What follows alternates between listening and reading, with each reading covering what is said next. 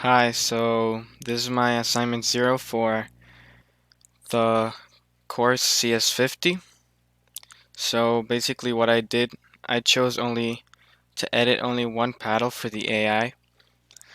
So I replaced the code which allows the player to click the W and S keys and exchanged it so the paddle could look for the ball. Yeah, so the ball for the ball's placement in the map. So here's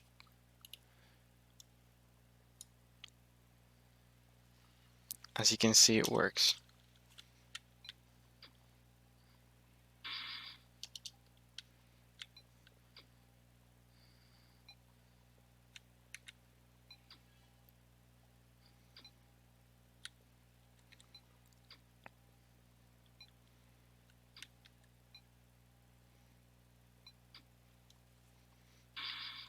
So yeah, I would have chosen to edit both, but it was easier to edit one. So yeah, thank you.